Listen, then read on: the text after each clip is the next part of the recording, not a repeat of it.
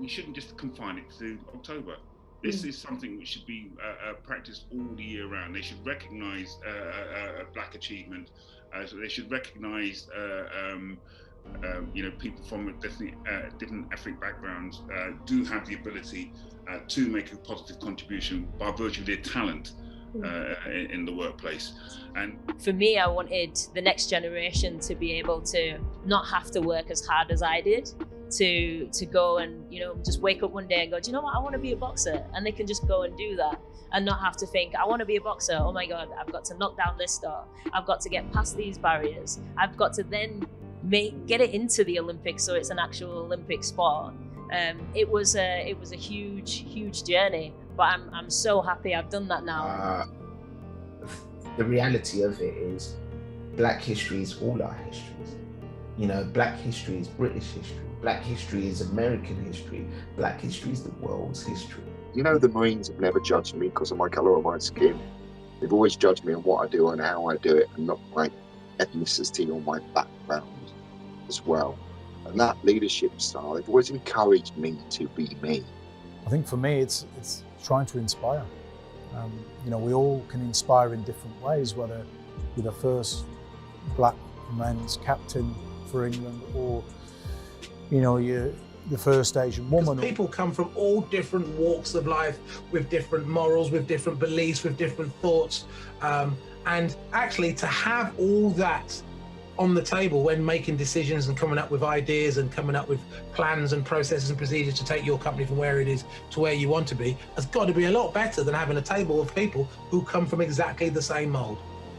I think businesses should celebrate Black History Month and recognise the contribution that black people have made to this country. And it's that one time in the year where we celebrate the success, the valuable, invaluable contribution that black people have made to the success of this country, and that it's important that black people feel included and part of this country, and their contribution is recognised and valued. I think that I've never understood why it's so easy to abuse someone, but it's not easy to actually report it or get something back from your report. So everybody has that skill.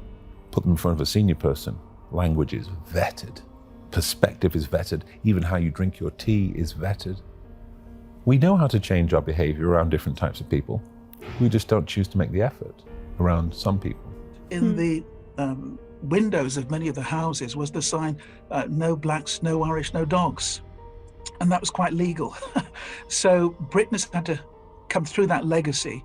It's become more diverse, but the old attitudes are still lagging, especially with the older generation.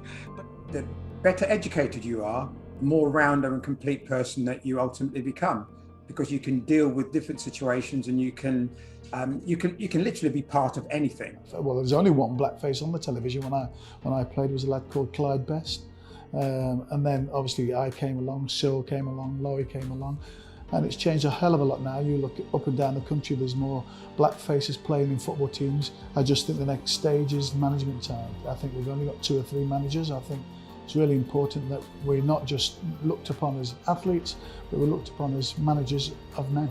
There are companies that are speaking up now saying, yeah, we believe in diversity. I'm like, okay, that's great. What are you going to do about it? And I said last year, okay, let's see where we are in a year's time to see if you're back in your chat, basically. But yeah, if you do believe in diversity and inclusion, then it has to be genuine.